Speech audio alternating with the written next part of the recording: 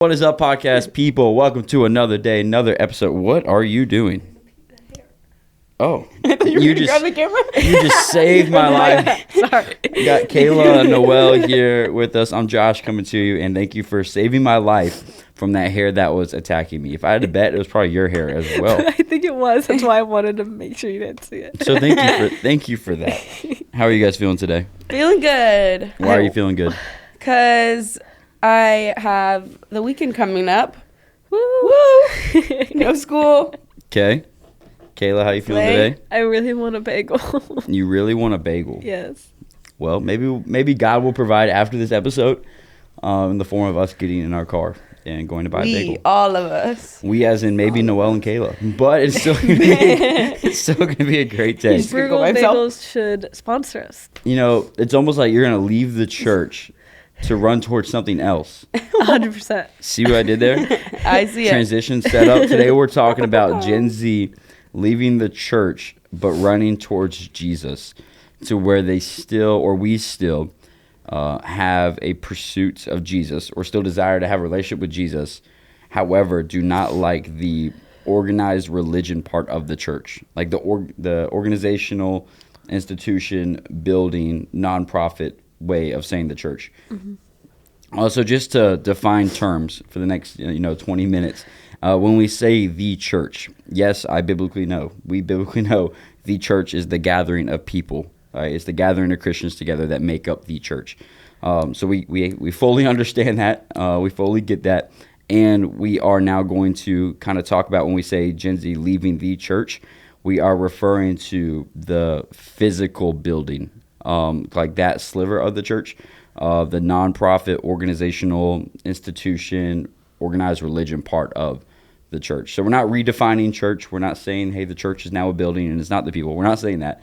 But just we fully are aware that the church is, the gathering of Christians together. And that could happen at Waffle House or, a basement or in a big building. So we are just referring to the church now as the organizational institution, nonprofit building.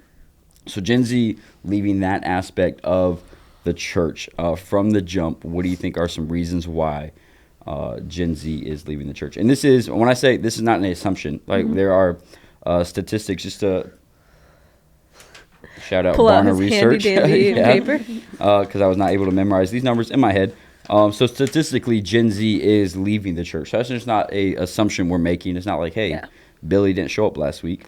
Shout out Billy. You should show up next week. JK, we don't know who Billy is. Made up name. But this is just from 2020 till 2025. The weekly attendance amongst Gen Z has dropped. What percentage?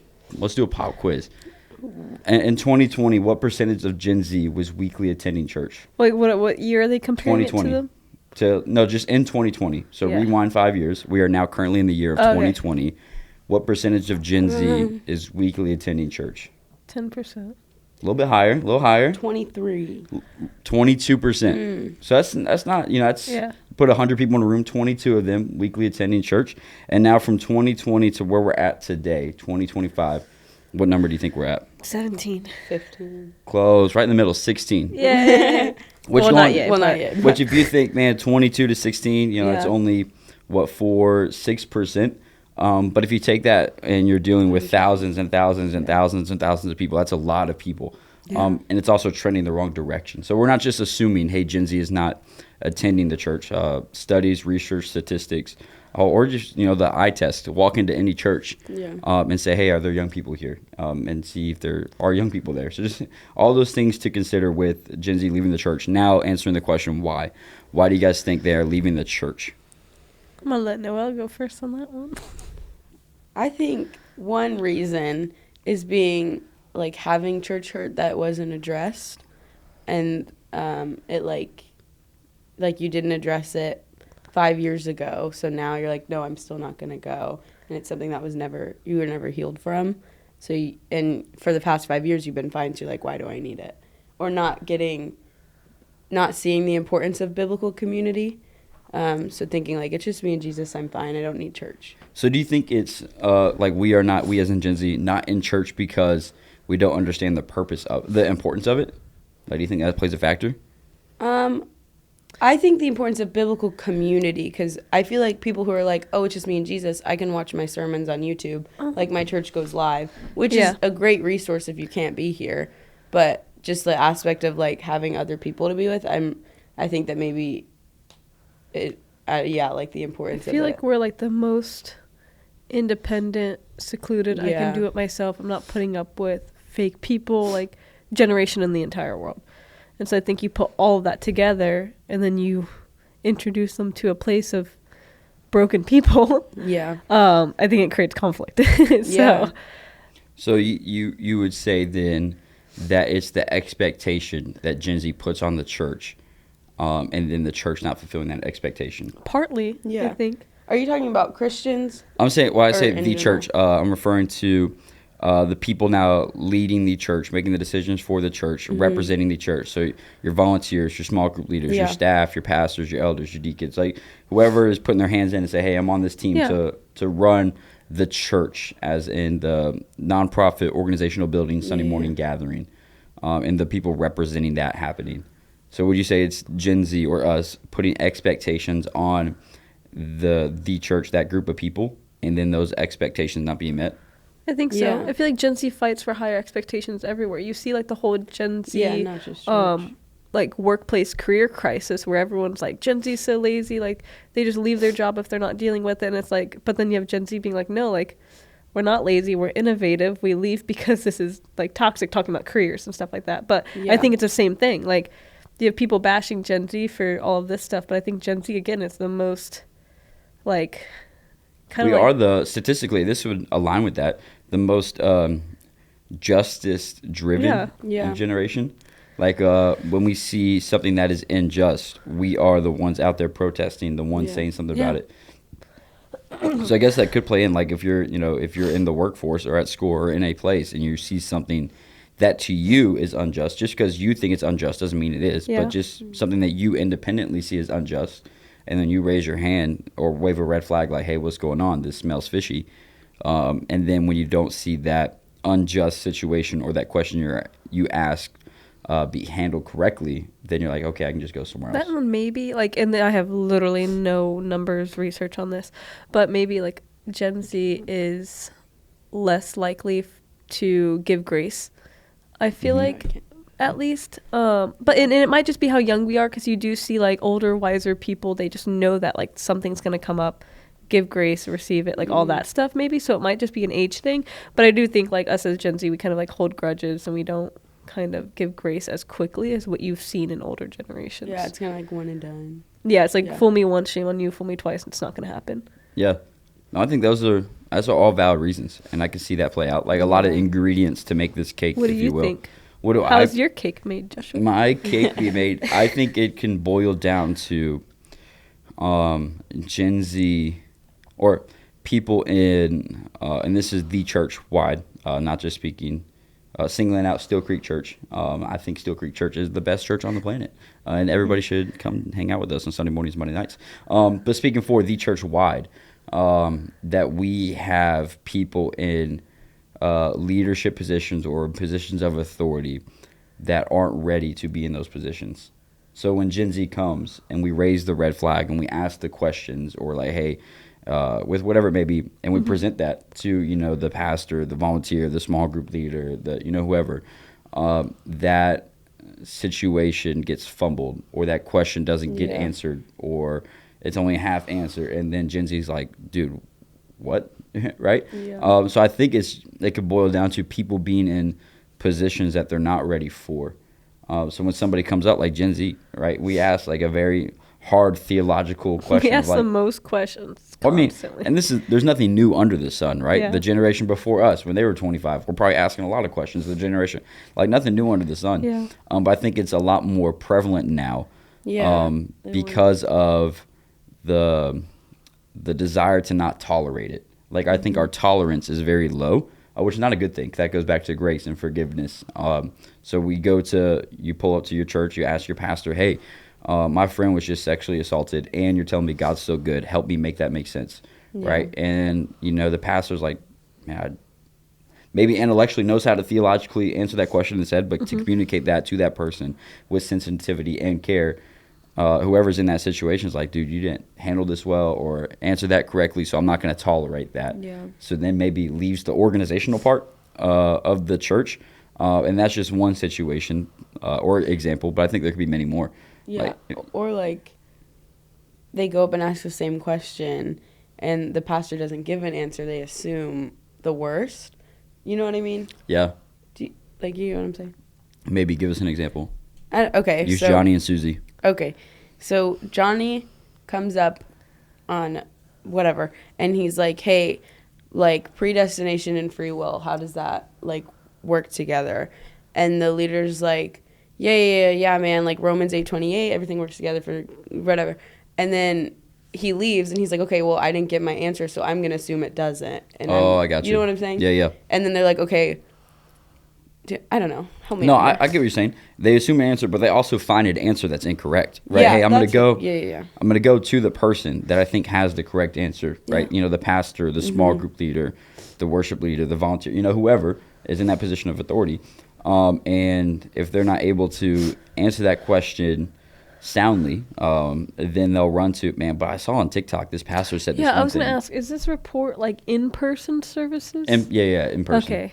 In person. Okay. But I think we did an episode about the community, like through. We did like the effects that like digital age has hurt. Yeah, Kind we of. talked about that. But that's where I think it, like then it is that too, is that like we have so many things where you can catch any sermon. Like if I wanted like Sunday morning, I don't really know what's gonna happen. I can maybe know that like what series we might be on, but when it changes, I don't really know what's up next. But like I could literally be going through a time where I'm having trouble forgiving someone, and I can go on YouTube and I can find like Craig Rochelle, like 1,000 sermons on exactly what I need in that moment. Yeah. And I think we're very like, give me what I need in this moment kind of thing too. See, that's not a good place to be. Well, yeah. And well, here let's land this plane on the reason why. So a couple reasons, just simply why. Yeah. That we may be leaving the church is a church hurt that's been unaddressed. Maybe there's maybe it has something to do with money. Like, hey, I have a lot of skepticism when it comes to giving money to a church and how money is handled. Yeah. So maybe the financial integrity or financial transparency. Or, hey, I just had some hard theological questions or situation come up and it wasn't either answered well or addressed well, so my tolerance for that is very low. So just a couple ingredients and maybe why. But now kind of switching gears here, what is like if those would be the reasons why, and just speaking very broadly, like I don't want you to be listening to this right now and you do have a very sensitive situation or a very, heartfelt, trauma moment for you. I'm not trying to, or we are not trying to just brush over that. But also would love to point you towards the right direction of what to do. I think that starts with understanding the human nature of the church and the importance of the church, if you will, right? If you think that you can be, hey, look, I love Jesus. I got a relationship with Jesus. I'm very spiritually open, so I'm pursuing Jesus. But, man, the church and the organizational part of that and the organized religion, like, I want nothing to do with that. And keep going. Oh, go ahead. Okay, I was just going to say you need to be really honest about why you don't like the church. If it's something that you're not agreeing biblically, like, that's different than the church isn't transparent with their money. Yeah. Like, you have to be honest of why you don't want to be in church instead of just saying, like, I'm not going to go. Yeah, that's good. Man, I lost my train of thought. Sorry. The importance of the church. Oh, yeah. I was like, knowing the importance of the church. If you think that, hey, I can follow Jesus and not be in church, I think there's a crack in that foundation of what you think it looks like to follow Jesus and what it means to follow Jesus. And this is not my opinion, just me giving you opinions. Jesus kind of told us to. Like in the Bible, like if we believe the Bible is the Word of God from Genesis to Revelation, right? Everything is breathed out and inspired, profitable for reproof, for teaching, correction, and building up in righteousness. 2 Timothy 3:16. That all Scripture is, and then we all New Testament covenant or command that Jesus would also give, that we have a command to gather together, right? Whether we like it or not, agree with it or not, or opinionated about it. Like there is in the Scripture, do not neglect the gathering of the saints, but actually to fight for it, not to neglect it, but to fight for it. So there is some, now what that gathering can look like, man, there could be a lot of conversation there and dialogue there. Yeah. But if you think, hey, look, I can just have a relationship with Jesus and follow Jesus, It never have to do with gathering together with a group of believers.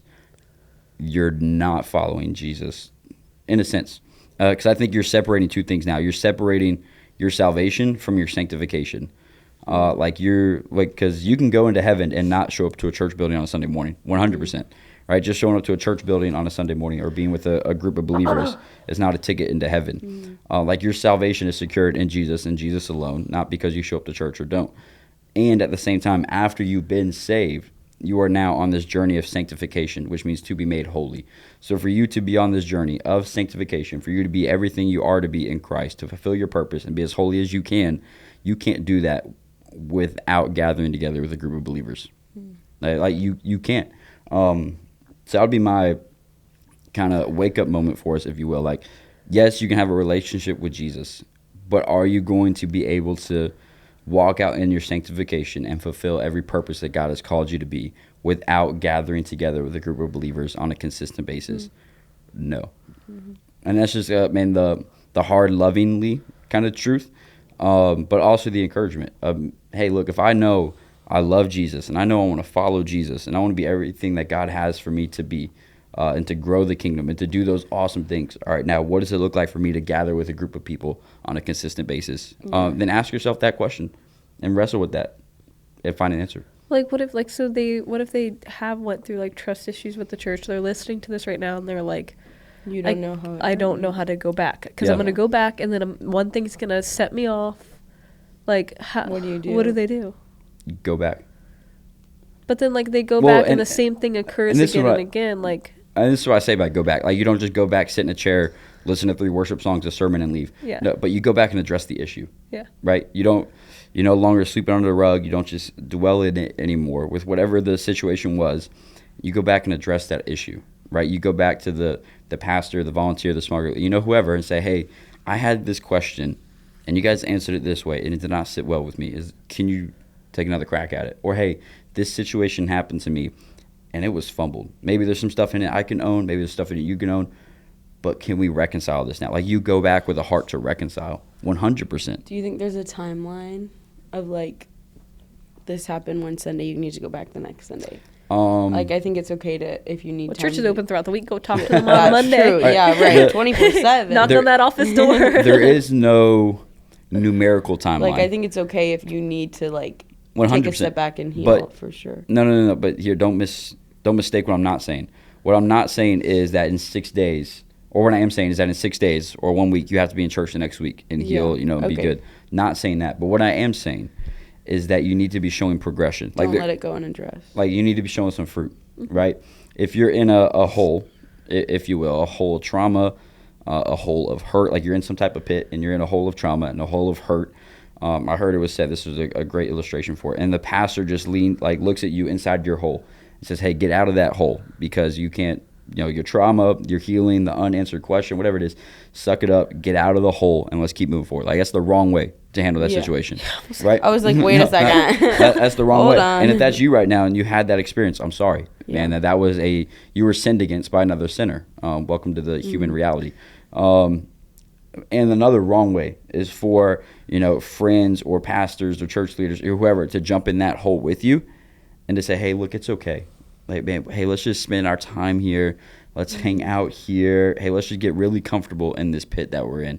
That's also the wrong way to address it. What we need to do is say, look, I'm going to stand outside the hole, because whoever it is, I as just in this example, whoever is with you in this issue, I'm going to stand outside this hole. You're going to stand in this hole. I'm going to throw you a ladder, right? And at whatever pace you're in, or if anything, I may get in the hole and push you up the ladder.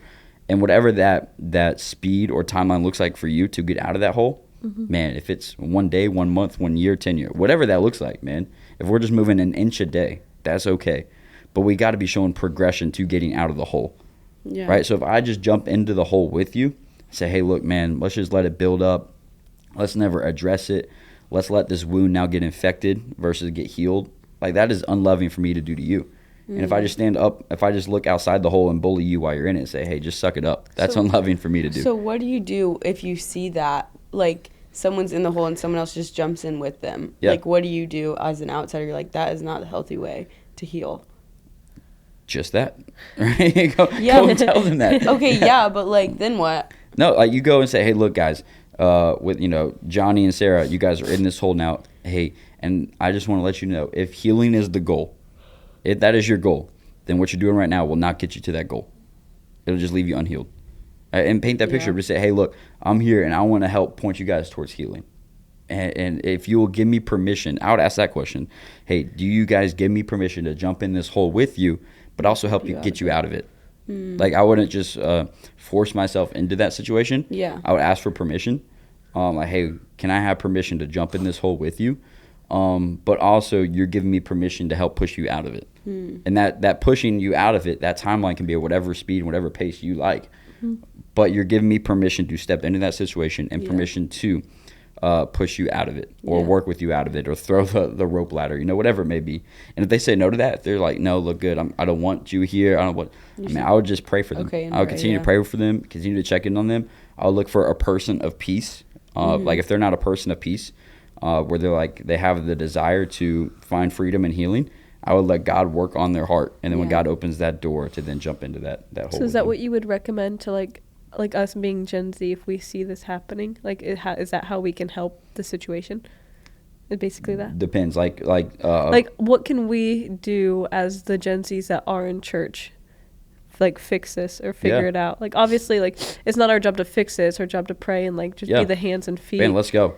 Our job is Gen Z. Like, if you are in church and your friends are not in church, this is our job. Is to be the solution, right? If there is, because the church is flawed, right? Maybe there's something going on that just a couple layups, a couple tweaks, man, would make a big difference. Man, go to your pastor, go to your church leader, go to somebody in a leadership position to say, hey, look, I notice a lot of my friends, they love Jesus, but they're not in church. Maybe if we just tweaked one or two things, they would show up. Can we try doing that? Like, tweaking. I feel like they would laugh and be like, who are you to say this to us? Like, tweaking, hey, maybe if we just tweak the way we do first-time guest impressions. Oh, okay. Hey, maybe if we just tweaked they're going to be like, who are you? You're not on staff. Like, no. I would disagree. If it is and that would be my red flag with what church I'm at then. Yeah. Right? How they respond. 100%. Like, any healthy biblical church that loves people and wants to see their church grow, especially in a multi-generational facet, I'm sure they would welcome, any older pastor, older leader would welcome the conversation from a younger person, and not us. And this is where we have to be very humble, right? We can't just go in, swinging the bat, guns blazing, like, you guys are all wrong. You messed it up. Paint this wall, move this chair. No, like, we need to just, like, seriously, I had this conversation. I had this conversation, just a personal testimony, with Pastor Kelvin here. This was maybe 2 years ago. Kid you not. We're in a staff meeting. He's like, guys, if you got any ideas about reaching young people, let me know. So me and him go to the bathroom the same time. After, I don't know, he probably won't even remember this. We're in the bathroom the same time. I say, hey, man, if you were serious about that question, like, I would love to talk with you. Yeah. Like, if you're serious about getting young people in the church, like, I would love to talk with you.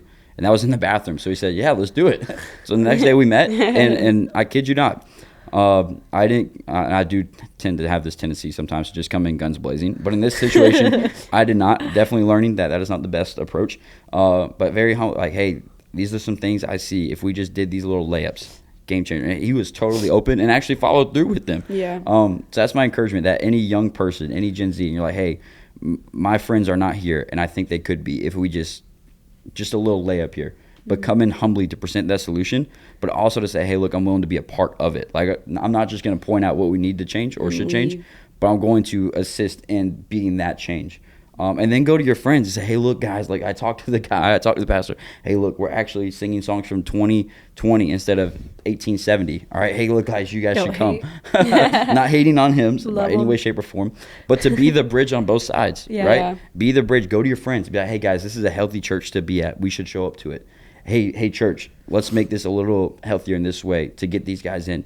And then be the bridge on one side, pulling it together.